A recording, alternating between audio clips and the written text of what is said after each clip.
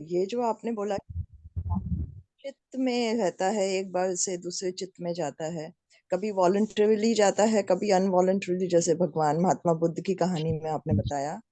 तो जब वॉलंटरीली जाता है तभी कर्म बंधन होता है, या इनवॉलंटरीली जाता है तभी कर्म बंधन होता है? जैसे मच्छर बैठा और हमने मच्छर को इनवॉलंटरीली हाथ से मार दिया, तो क्या वो कर्म बंधन का कारण बनेगा या नहीं बनेगा? कर्म बंधन को हम समझ लें पहले। कर्म बंधन का मतलब क्या है? क्योंकि हमने कर्म का संबंध क्रिया से समझ लिया है, जबकि कर्म बंधन का अर्थ एक्टिविटी से नहीं है, क्रिया करने से नहीं है। कर्म बंधन का अर्थ है हमारे भीतर की मूर्छित अवस्था। मूर्छित यानी बेभान अवस्था। तो बेभान अवस्था में हम जो भी करते हैं हम उसके गुलाम बन जाते हैं, और गुलाम बनना ही यानी बंधन में चले जाना है। और होश में जब हम करते हैं, जीते हैं, तो हम उससे आगे बढ़ जाते हैं, उससे मुक्त हो जाते हैं। और वही कर्म की निर्जरा समझ लेनी चाहिए। तो होता क्या है, हम वॉलेंट्री अनवॉलेंट्री जिसको कह रहे हैं, दोनों में ही हम मूर्छित है। मूर्छित खाली क्रिया के प्रति नहीं, खुद के प्रति भी। और खुद के प्रति की मूर्छा से क्रिया के प्रति मूर्छा पैदा हुई। जब तक हमें अपना ही नहीं पता तब तक हमें कर्म का नहीं पता चलेगा। इसीलिए पहले खुद का पता करें। आत्मज्ञान होगा तो ही कर्म का विज्ञान भी समझ में आएगा। बहुत मजेदार बात आचारांग में आती है। आयारो आचारांग के सूत्र में आती है कि जे आयावाई से कम्मावाई, से कम्मावाई से क्रियावाई, से लोयावाई। आत्मा को जानने वाला कर्म को जानने वाला क्रिया को जानने वाला लोक को जान पाता है। और हमारे साथ दिक्कत क्या हो रही है, हमारा पूरा जैन समाज जिस तरीके से डेवलप किया जा रहा है उसमें सब लोग कर्म कर्म कर्म बोल रहे हैं, लेकिन खुद का तो पता ही नहीं।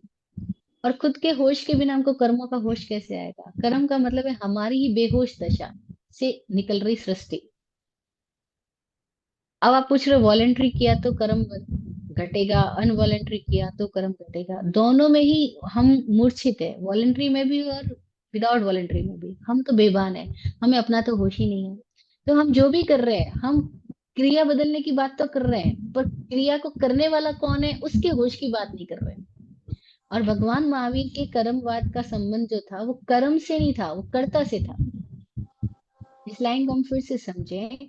भगवान महावीर ने जो कर्मवाद कही थी, कर्मवाद का जो विज्ञान दिया था, उसमें कर्म का संबंध कर्म से नहीं था, कर्म का संबंध क्रिया से नहीं था, कर्म का संबंध कर्ता से था।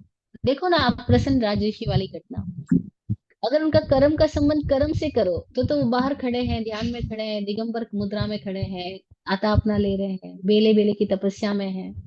अगर यस। कर्म का संबंध कर्म से करो तब तो बहुत ही अलग हो जाएगा, क्योंकि वो तो मुक्त के साधक की तरह है।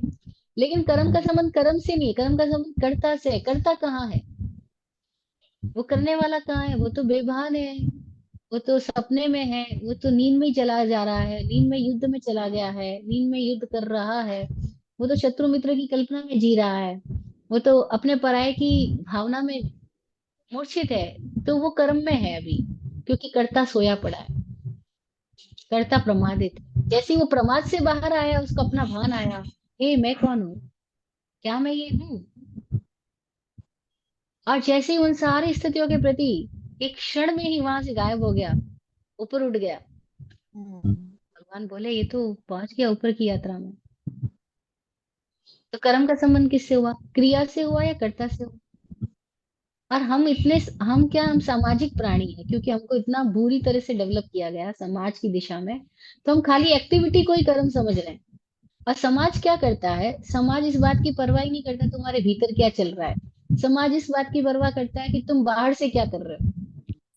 वो ये देखता है तुम बाहर से एक ही पत्नी के साथ सो रहे हो ना, तो तुम बहुत सही हो, पत्नी व्रता हो, पति व्रता हो। लेकिन वो कल्पना में कहाँ कहाँ जा रहे हो तुम्हें पता ही, समाज की परवाह ही नहीं करता तुम कल्पना में कहाँ जाते हो। धर्म उसकी बात करता है कि तुम कहाँ हो। धर्म इसकी बात नहीं करता है तुम क्या कर रहे हो, वो कहता है तुम क्या हो। और समाज इस बात की परवाह नहीं करेगा कि तुम क्या हो, तुम कितने बीमार रहो, सड़े गले रहो, लेकिन तुम हमारे सामाजिक नियमों में रहो बस, तुम हमारी मान्यता में चलो बस, इसकी परवाह करेगा। बाप ने बोल दिया बेटे को चुपचाप बैठ जा तो बैठ जा, और वो भीतर में कितना शोरगुल कर रहा है, उसका दिमाग में क्या कुछ चल रहा है, उसे बाप को कोई लेना देना नहीं है। बाप को इतना मतलब है कि मैं इसको कमरे में बंद कर दिया, एक कुर्सी में बैठा रहे तो बैठा रहे, किताब लेके बैठा रहे तो लेके बैठा रहे, वो किताब लेकर के क्या चल रहा है उसके दिमाग में, इसकी परवाह पिता थोड़ी करेगा, टीचर थोड़ी करेगा, आप थोड़ी करोगे कि आपके भीतर, आपके हस्बैंड के भीतर क्या चल रहा है। आप इस बात की परवाह क्या करते हैं, किससे बात करते हैं, कहाँ जाते हैं, इस बात की परवाह करोगे। और यही गड़बड़ी पैदा हो जाती है। समाज क्रिया को देख रहा है, धर्म जिया को देख रहा है। धर्म जिया को देख रहा है, आप क्या जी रहे हो, आपके भीतर क्या चल रहा है, आपका जीवन क्या है, उसकी परवाह करता है। तो हमें जब धर्म की शिक्षा अगर वाकई समझनी होगी, तो हमें समाज की सोच से मुक्त होना होगा। अगर आप समाज की सोच में ही पकड़ बनाए रखोगे, तो आप कभी धार्मिक नहीं हो पाओगे। आप ज्यादा से ज्यादा एथिकल होने की कोशिश करोगे, नैतिक, वो भी कौन सी नैतिकता, जो पाखंड से भरी हुई होगी, जहाँ ऊपर कुछ होगा और अंदर कुछ और चल रहा होगा। और ऐसे हम देखते हैं सो कॉल्ड धार्मिक समाजों में जितने भी लोग दिख रहे होते हैं, अगर थोड़ा गहराई से आप देख पाओ तो आप खुद ही देख के हैरान हो जाओगे कि अरे इनके ऊपर कुछ चल रहा है, भीतर कुछ चल रहा है। ऊपर महाराज जी लालच नहीं करने का प्रवचन कर रहे हैं, और अंदर में महाराज जी लोगों को बोल रहे हैं कि इस बार चातुर्मास में हमारा परसेंटेज कितना निकला, डोनेशन में हमको क्या मिलेगा, हमारे लिए भैया ये काम कर देना, खर्चा कर देना। अरे तुम तो अपना सारा मैनेजमेंट करवा रहे हो, पैसे रखवा रहे हो, तुम अपना बैंक बैलेंस करवा रहे हो, और तुम एक तरह से बात दूसरी दूसरी कह रहे हो। तो तुम्हें अपना पाखंड दिखाई दे रहा है? नहीं दिखाई दे रहा, क्लैरिटी नहीं है।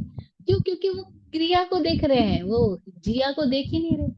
और मैंने ऐसे साधु संतों से मिली हूँ जो बड़े परेशान होते हैं चातुर्मास के बाद में, कि चातुर्मास के पहले पदाधिकारियों ने हमारे साथ प्रॉमिस किया था आपको इतना परसेंट देंगे, इतना पैसा देंगे, आपकी संस्था को ये डोनेशन इकट्ठा करवा देंगे, और इन लोगों ने तो हमारा चंदा खा लिया, हमको दिया ही नहीं। वो साधु संत परेशान है लोगों की, अब लोगों से परेशानी किसको बोले। अब उनकी परेशानी सुन के मुझे हंसी आती है, भाई तुम फिर साधु ही कैसे हुए, तुम झूठ बोल रहे हो तुम साधु हो। साधु तो वो है जिसको कल की परवाह ना हो। साधु तो वो है जो कुछ इकट्ठा ना करे, भविष्य की चिंता ना करे। और जो चिंता ही कर रहा है वो तो उससे साधारण ही हो गया, साधु कहाँ हो। ये तो भाव ऐसे हम लोग, है, भाव दशा, हमारी भाव दशा ही करता है। हाँ, और हमें अपनी भाव दशा के प्रति क्लैरिटी नहीं है ना। गड़बड़ी क्या है, हमें क्लैरिटी नहीं है, और हम दूसरों को तो कंट्रोल करना चाह रहे हैं, खुद का हमें होश नहीं है। वही हर वाइफ अपने हस्बैंड को, हस्बैंड वाइफ को कंट्रोल करना चाह रहा है, माँ बाप बच्चों को, बच्चे माँ बाप को। लेकिन हमें अपना तो पता ही नहीं है कि हमारे भाव दशा के प्रति हमारी सजगता कहाँ आई। तो ये भाव दशा ही है, इसके प्रति हमें सजग होने की आवश्यकता है, और समझना होगा कि सामाजिक चिंता मत करो, पारमार्थिक चिंतन करो। अपनी स्थिति को देखो कि हमारे भीतर क्लैरिटी कैसे आ जाए। हाँ, हो सकता है अगर 100 बार तुम शराब पीने का सपना देख रहे हो, इससे अच्छा तुम एक बार पी करके देख लो कि क्या होती है शराब। क्योंकि सपने देख देख करके, तड़प तड़प करके, अपने आप को दुखी करके, बीमार करके मर जाने से बेहतर यह है कि आप लत जागृति पूर्वक शराब पी करके देखो, सजगता से। लग और आप जाएगी एक बार 100 बार सजगता से पियोगे, आप गुजर जाओगे, मुक्त हो जाओगे। एक बार पीने ये से छुट एग्जाम्पल है, 100 दफा एग्जाम्पल है पियो, शराब। ज्यादा बार नॉट पीने नॉट की। इस एग्जाम्पल को तुम वैसे मत लो, लिटरली मत लेना। इट्स एन एग्जाम्पल कि ओके। हम जागृत होकर देखें तो सही चीजों के प्रति, चाहे वो कोई भी बात क्यों ना हो। अगर हमारे भीतर जागृति आएगी, तो हम अपनी उदयाधीन अवस्थाओं से मुक्त हो जाएंगे, और नहीं तो हम, हमारे भीतर गांठें बनती जाएगी, और ग्रंथि ही नरक है, ग्रंथि ही संसार है। ये हमें समझ आ जाए तो मजा आ जाएगा। थैंक यू सो यानी मच। कर्म का संबंध क्रिया से नहीं, कर्म का संबंध कर्ता के भाव से है। दोनों से कर्ता है। के भाव से, कर्ता के भाव में जो उस समय भाव विभाव दशा दशा है, जाती है, दोनों से ही है, खाली वही भाव उसका कर्म है। क्रिया भी नहीं। क्योंकि यदि क्रिया करते समय भी तो हिंसा आ ही जाएगी ना मन में। नहीं, गड़बड़ बात है। क्रिया करते क्रिया समय कस से है ही नहीं, कर्ता से है। जरूरी नहीं है, जरूरी बिल्कुल भी नहीं, क्रिया करते समय हिंसा आ जाएगी, बिल्कुल भी जरूरी नहीं। बच्चे को जब थप्पड़ मारते हैं तो क्रोध तो आ ही जाता है ना, सपोज जरूरी बच्चे नहीं है, बिल्कुल भी जरूरी नहीं है। क्रोध आपको करते दूसरी हैं, चीजों भाव का दशा अनुभव नहीं इसलिए आप कह रहे हो। आपको अनुभव नहीं इसलिए आप ऐसा कह रहे हो कि अगर थप्पड़ मारी तो क्रोध में ही मारी जाएगी, बिल्कुल भी ऐसा नहीं है। क्या पता आप क्रोध में हो, थप्पड़ नहीं मार रहे हो, लेकिन हमने मन ही मन में सैकड़ों थप्पड़े मार चुके हो। और क्या पता आप थप्पड़ मार रहे हो और आप क्रोध में ही नहीं बोथ वेज हो हो, सकता है। बिना क्रोध में भी आप थप्पड़ मार सकते हो। हाँ, आपको अब आपको अनुभव नहीं इसलिए आप ऐसा कह रहे हो, पर मैं ये बात अपने अनुभव के साथ कह रही हूँ कि ऐसा भी हो सकता है कि बिना क्रोध में आए आप थप्पड़ मार दो। वो सेल्डम होता फिर वो है। थप्पड़ ही अलग होगी, फिर वो उसकी स्थिति दूसरी होगी। और ऐसा होता है, आप दूसरी तरीके से आप देखो, आप भी अपने मित्र को कई बार एक चपत लगाते हो प्रेम में। अब वो क्रोध में तो नहीं लगेगी, लेकिन मित्र ने उसको प्रेम में लिया तो वो प्रेम की चपत हुई, और मित्र ने उसी वक्त नाराजगी रख ली उस चपत से, तो क्रोध की चपत हो जाएगी उसके लिए। तो अभी उसने उस चपत को क्रोध बना लिया। आप आप हमारे पर क्रोध भी नहीं कर रही हैं, लेकिन थप्पड़ भी मार रही हैं, जगा रही हैं। धन्यवाद। Thank you. Thank you. जय हो।